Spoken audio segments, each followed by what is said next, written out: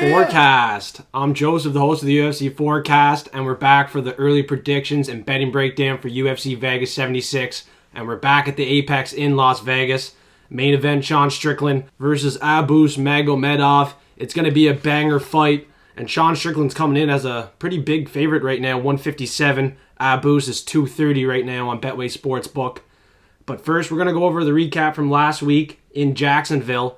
Tough night for me again. I'm going to have to turn things around here big time. Loaf, he went 50%, 6 for 12. And I'll pull up his picks now for you guys. His first 4 fights, lost them all. Lock of the week, Trevor Peak.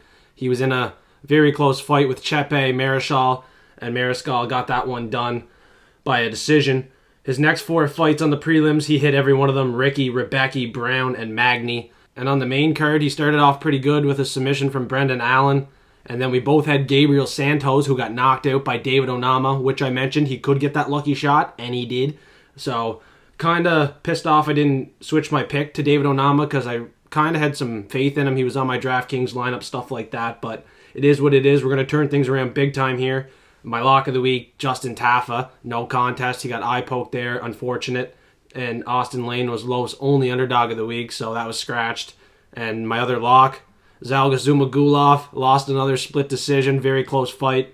But I actually do think he lost. I think it's time for him to go to a different organization and try to pick up some wins here. He's just not having much luck in the UFC. And Amanda Ribas got knocked the fuck out. Can't believe that happened. Yeah, I was super high on Amanda Ribas. Didn't put too much money on her, thankfully. And in the main event, Topuria, he could not find that finish. I was almost guaranteed he was getting that finish. And I loaded up on him in round 2. I thought round 2 was the round he was going to get her done. But end of round 2, he turned on the Jets, almost got the finish. And then 3rd, 4th, 5th round, just beat up Josh Emmett. So dominant win for Ilia Topuria. No doubt about it. We knew that was going to happen, but we thought it was going to be the finish. And I can't wait to see his next matchup. Hopefully he's going to be even closer to a title shot. Let's get right into UFC Vegas 76 here. These are the early predictions. It's Sunday. Getting them out there early, so the odds are definitely going to change from whenever you guys see the video, potentially. It's 6 o'clock in the evening here, and we're going to start it off with the very first fight of the night, Guram Kutateladze against Elves Brener. Elves Brener, you know what I mean?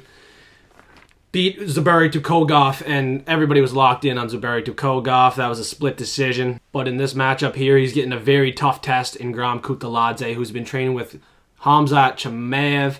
And, you know, if you're training with Khamzat, you know, you're in pretty good hands. I don't see Guram losing this fight. He has 7 knockouts. He's going to be much better on the feet. Elves Brener has 11 submissions, only the single knockout. He has 3 decision losses, Elves Brener, and 1 was to Gabriel Santos. You just seen him fight last week, lost to Onama, and then he lost to a 13-8 and an 18-8 opponent. So this is definitely an easy fight for Guram Kutateladze, but the only thing I'm questioning is if he's actually going to find that knockout or not. I'm leaning decision.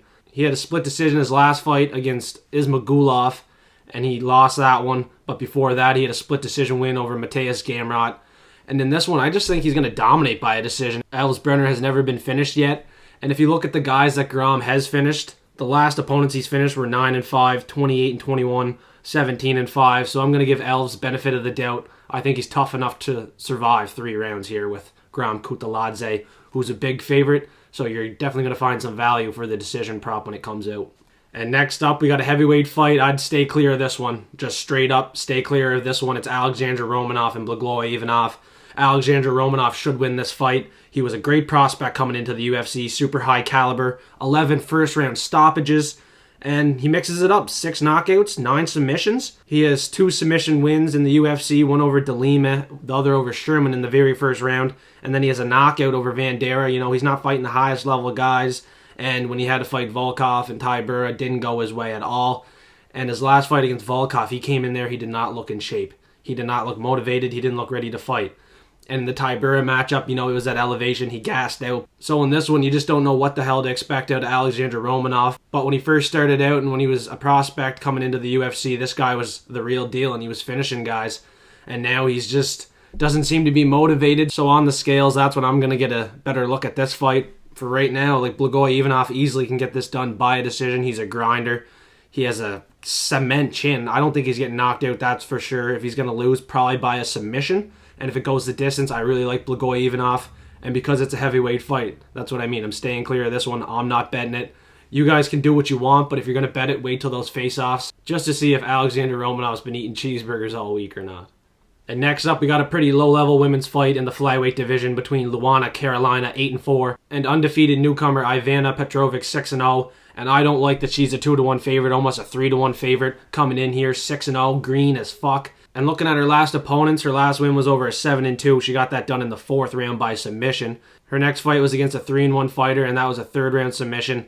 And the fight before that, it was against a 6-6 fighter, and it was a split decision. She nearly lost it.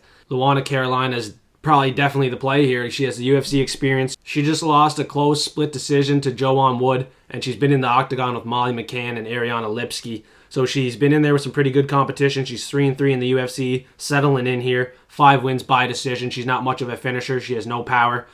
Petrovic's the finisher. She has 3 knockouts, 2 submissions, and 2 of those knockouts are in the very first round. But now she's taken a big step up in competition coming to the UFC. Although she may be the better grappler, and she's coming in as a 2-1, 3-1 favorite, I don't think she's getting this one done. And next up, we got probably the biggest favorite on the card. Just looking at the odds here before I started the show, he's sitting at 112 on some books, Joanderson Brito, and he's going to be fighting short notice opponent Westin Wilson. 100% finish rate with 14 first-round stoppages, and he's going to have a 5-inch height advantage in this fight. He's going to be a little bit taller than Joanderson Brito, but Brito's a dog, man. He's going to get in there, close the distance, get the takedowns. He averages 4 takedowns, and he has 6 knockouts, 6 submissions, very well rounded. He's 2-1 in the UFC, and his last 2 were round 1 stoppages. He's going to look to do the exact same against a big underdog here, Westin Wilson. And this is definitely not going to be an easy fight for the debuter here. I don't see him getting this one done. He lost to 13-11 Teruto Ishira in 2022, and that's the same year Brito entered the UFC, coming from the Dana White Contender Series, where he beat Diego Lopez, a very tough prospect that we've seen recently fight. And he has 2 big knockout wins over Chepe Marichal, which we just seen last weekend, and Andre Fili. So this guy is a serious problem in the featherweight division. He's on the rise, and he's not going to lose this fight. And next up, we got another low-level women's fight on the card in the bantamweight division now between Yana Santos, formerly Kutateladze, and she just got married to Thiago Santos, who's out of the UFC now. He's in the PFL, but he just failed a drug test in the PFL, if anybody wanted to know about that. So Yana might have some stuff going on in her head for this fight. And Karol Rosa, she is a grinder. She has some pretty decent wins. She submitted Tamiris Vidal, who's a prospect here in the UFC, 2 decision wins, one over Jocelyn Edwards and Lena Landsberg, common opponent of the 2. I think it could go down the same way, just an easy decision win. She might get some takedowns, control time. She's not going to get taken down or controlled in this fight. She has a 68% takedown defense. She should be the better grappler. Yana Santos only has a 20% takedown defense. I expect her to get taken down, controlled here for most of the fight. Low-level women's fight. I'm not looking to bet it, but like I said, you guys can do what you want. I just strongly recommend to find some better spots on this card. And next up, here's one of those spots that you can make some money. Rinat Fakhretdinov, 140 against Kevin Lee. Kevin Lee's coming back to the UFC after a short stint in Eagle FC, Khabib's promotion. Big win over Diego Sanchez, but Diego Sanchez is pretty slow now. You know, he's just a human punching bag at this point. Kevin Lee, no doubt, was going to get that one done, but when he was in the UFC, he struggled. He lost to D-Rod by decision, Al Quinta twice by decision, submitted by Oliveira, RDA, Tony Ferguson. You know, this guy's been a punching bag himself, just been getting picked on by guys when he was here. But he has 2 big knockout wins. Going to give him some credit there. Edson Barboza, Gregor Gillespie. He has some hands, and I don't doubt people are going to be taking him in this fight with that experience. But you know, he's coming back and fighting a pretty tough guy, Rinat Fakhretdinov, former lock of the week for me. And he just beat my former lock, Brian Battle. He had 14 minutes control time in that fight, had 7 out of 9 takedowns. He can do the same thing here, get another unanimous decision win over Kevin Lee with the grappling. He has a huge grappling advantage. He's going to have the cage control here, and he's going to be the bigger fighter at 6 feet versus 5'9". Kevin Lee is pretty small for that welterweight division. Even though he has the reach, it's going to be a very tough test in his return back to the UFC. I don't see him getting it done. And if you haven't yet, make sure you smash that like button, suplex the subscribe button, and once we hit 500 subscribers, I'm going to give away $500 in our Discord. So make sure you join that. We post the locks, dogs, and props of the week in the Discord. And if you want access to our bets, join Patreon. Early and exclusive access to all the bets. Platinum Picks is going to be out there. Forecast Forensics out there as well. We have DraftKings lineups. So for $5 a month, great value for the Patreon. And this week we're ready to pull out the snipers on the main card. Snipe out some bets. First up on the main card, we got a banger fight between Brunno, Ferreira, and newcomer, short notice, Nursulton Ruziboev. I think I fucked that up. Like that's a tough name to pronounce. This guy's from Uzbekistan, something like that. And a boatload of experience coming with him here in his debut. 34 wins, 8 losses. He's only 29, so that's over 40 fights. Man, this guy has been very active. And I was looking at his Sherdog, man, and one night he fought 3 times, I'm pretty sure. And he fought twice in 1 month. Like, this guy is extremely, extremely active. And he's winning fights. He's finishing guys. And he only has 2 decision wins. That's incredible. This guy could be a problem. But Bruno Ferreira, man, dear, in his debut against Gregory Rodriguez, he flattened him. Knockout punch, cold, first round. Going to be hard to bet against him in this one. And he's a slight favorite, I see. He's 175 against Nursulton, 210, who, you know, it's hard to get a read on this guy because the guys he's fighting, you know, they are pretty low-level promotions that he's fighting in. And he's been fighting a lot of guys in different foreign countries. Really tough read on this fight. It's priced pretty close, and I think the value is all in Bruno Ferreira for that knockout again. He has a 100% finish rate, right? 7 knockouts, 3 submissions, and RoboCop, you know, didn't even test him at all, essentially, in that fight. Brunno just knocked him out cold.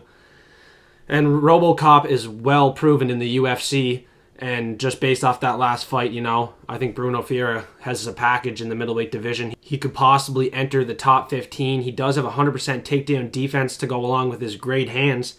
He's high volume, big power. Nickname's the Hulk. I'm gonna pick him to win in this fight. And next up, we got an interesting fight here in the lightweight division between Ismael Bonfim and Benoit Saint Denis. This is an interesting push for Ismael Bonfim. I thought they'd be giving him some cans. Some guys that he can get some highlight reel finishes over, just like he did over Terrence McGinney with that flying knee. But they're giving him a tough guy. Benoit Saint Denis, 100% finish rate. This guy was a former French Army Special Forces. He is a judo black belt, BJJ brown belt. He's no joke, man. And his 1 decision loss was to Zaleski de Santos. Matchmakers are giving Bonfim a tough fight here, you know what I mean? But his only losses come to Adrian Morales in 2011. He's in the ONE Championship. And he's super, super high level. Just fought Demetrius Johnson twice. And he also has a loss to Rento Moyacano in 2014. All of his losses do come by submission. All of them in the first round. But he has won his last 13 fights. He's training with great guys. He looked incredible in his debut. He has a 78% strike defense. And he has a 57% strike accuracy. I expect him to have way more power on the feet, more accuracy on the feet. Try to keep this one standing, get the job done here. I could see the TKO finish. Maybe not the KO like last time, like a highlight KO, but definitely a TKO. Saint Denis absorbs 6 strikes a minute, and he's not going to want to absorb too many against Ismael Bonfim. And next up, we got a little bit higher level women's fight here in the flyweight division. Ariane Lipski, Melissa Gatto. Gatto's coming in as a 150 favorite. Ariane Lipski, 250. And she looked incredible in her last fight, cashing in as an underdog against J.J. Aldrich. Melissa Gatto, she's a little bit more inactive than Lipski, and she's coming off a loss to a high-level contender, Tracy Cortez, by unanimous decision. But I'm going to be picking Melissa Gatto in this one. I think she's going to get the takedowns. She averages 1.5. She has a 51% strike accuracy. I expect her to be a little bit more accurate on the feet, 39% for Lipski. Not the best accuracy, but, you know, her last fight was the best fight I've ever seen her fight, and probably she's ever fought herself. I don't expect her to have 2 fights like that back-to-back, especially when the competition level's going up. Expect Melissa Gatto to get another one done here in the UFC. She's 2-1 in the UFC, and both her wins in the UFC come by knockout. The first was over Victoria Leonardo. The second was to Sijara Eubanks. She does have 4 submission wins on the record. They're all in the first round, but they were all before the UFC. So when competition gets harder, the fights get a lot harder. And yeah, she's not going to end up getting that first round finish in this fight. I expect this one probably to go the distance, and the judges are going to have to decide who wins this one. And for the sake of betting, I just stay clear of this one. When the judges have to decide a winner, you don't want to get robbed on your bets when you have money down, that's for sure. And it's a women's fight, so we just want to try to stay clear of it unless we have a really good indication on what's going to happen or we can forecast how it's going to finish. And next up, we got a banger fight between Max Payne Griffin and Michael Morales. I expect someone's going to get a bonus in this one. Morales is undefeated right now. In the UFC's 2-0 with 2 TKO wins. In his last fight, he looked pretty good against Adam Fugit. Not as good as our Canadian Mike Malott, but he found the finish in that third round by TKO. It's going to be very tough to finish Max Payne Griffin. Colby Covington, the only guy to finish Max Griffin. All the rest are decisions, man. Neil Magny, decision loss. Alex Morono, decision loss. Alex Oliveira, decision loss. Zaleski dos Santos, decision loss. 8 decision losses for Max Griffin. And Morales is going to come in here and try to knock him out with 11 knockouts. Only the 1 submission for Morales. Like, this is totally a winnable fight for the underdog Max Griffin at 262. He's a gamer for sure. He has a 57% strike defense and a 71% takedown defense. In his last fight there against Tim Means, he just squeaked it out by a split decision. He's getting old at 37 years old, and you know, at this point, you just got to expect the 24-year-old to come out here like a 24-year-old would that's confident and take advantage of this opportunity. And he's from Ecuador. You don't see many Ecuadorians inside the UFC, so he probably wants to make a big name for himself here, make his way to the top 15 in that welterweight division. I got to pick him to win, and he's a 144 favorite. And for bets on this one, I think this is another possible spot where the big favorite could get it done by a decision. Knockout is going to be very tough for him to get against Max Payne Griffin, who might sustain a lot of pain in this fight, but likely doesn't get knocked out. As I said, Colby Covington, the only one to get the knockout against him. And next up, we got the co-main event, Damir Ismagulov against Grant Dawson. Grant Dawson, he's just at the bottom 15 of that lightweight division, and I believe Damir Ismagulov is as well, but he was going to retire after that fight with Sarukian.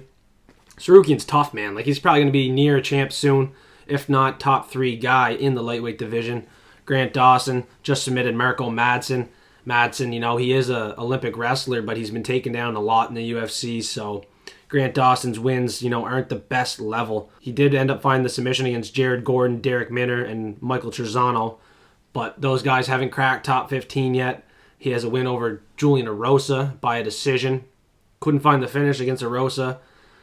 I think Damir's just going to dominate this one by a decision. He's a decision dominator. He beat Joel Alvarez, Thiago Moises, Guram Kutateladze, all by decision. This should be another easy decision win for Damir. He's coming in here as a slight favorite, 161, still has some great value behind him. He has high IQ, and I really don't see him losing this fight against Grant Dawson, whose takedown accuracy is 34%. His only way to win this fight would be that submission, because Damir on the feet, he's going to be piecing him up, in and out, not getting touched. He has a phenomenal striking defense and takedown defense. The striking defense is at 62%, and the takedown defense is at 75%. Damir's the play here, and he's potentially a lock of the week play. And next up, we got the main event, Sean Strickland, Abus Magomedov. And originally I was saying Abus is going to get this one done, but I looked into it, and like the guys he's fought aren't the highest level. He only has one fight inside the UFC over Dustin Stolfus, who made it here off Joe Pyfer hurting his elbow or something like that, just kind of a fluke injury in the Contender Series. Made his way, and he got front kicked, knocked out in the first round against Abus there in Abus's debut. I don't think Dustin Stolfus is a great fighter, to be honest with you. And other than that, his competition's pretty low level, man. He fought a guy that was 0-2, Salvis, and like Salvis was debuting, and just like obviously he fucked him up. But this guy is seriously dangerous on the feet. He has 14 knockouts, and he has 6 submissions. He has 15 first-round finishes. But the level of competition's probably too low for me to pick him here against Sean Strickland, who's been in there with Alex Pereira, has a knockout loss where he got pretty well chin there, checked, slept. And Zaleski dos Santos found the knockout as well. But against Jared Cannonier, that was pretty well Sean Strickland's fight. And he also ended up losing a decision to Kamaru Usman earlier in his career. He's been in there with pretty big names. He has 6 wins before Alex Pereira, Brendan Allen, Jotko, Uriah Hall, Jack Hermanson. So, I kind of expect him to get this one done by a decision. He's high volume, high cardio, and he has a good defense too, 63% striking defense. He averages 6 strikes a minute, and he's pretty proven too. He's just going to be walking forward, pressuring Abus. He's not afraid to get hit, and as long as he doesn't get knocked out, I see him winning this fight. Abus, he's just going to be bombing away. Probably has the better power. Probably has some pretty good kicks too, which could be very dangerous. Keep an eye on those kicks, because it's going to be a big head kick knockout or another front kick knockout, or possibly a big overhand shot from Abus that gets this one done. Because if it goes the distance, I don't expect his gas tank to be holding up against Sean Strickland, the cardio machine. And now it's time for the locks and dogs of the week. Since Loaf wasn't here, I don't know what his locks and dogs are yet. And this card's pretty close, top to bottom. I'm having a tough time picking my locks and dogs. So once I edit the show and get it posted, I'm going to be working on my locks and dogs. So that's why you need to be in the Discord. It's absolutely free, and you're going to see my lock and dog of the week. And props of the week will be there later too. And Patreon, $5 a month, exclusive and early access to all of our bets, early access to locks and dogs as well. And we have DraftKings lineups in that, platinum picks, forecast forensic. We have a bunch of good features on the Patreon for only $5 a month. And every month we usually have at least 3 fight nights, 4 fight nights, so everybody's getting their money's worth for that $5.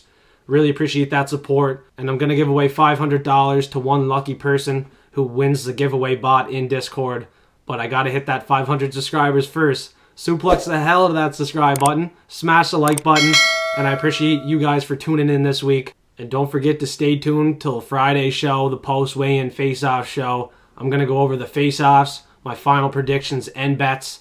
I'll make sure my locks and dogs are there for you guys. And I'll also have props of the week, my lock prop, a value prop, underdog prop. And once again, thanks for tuning into the forecast.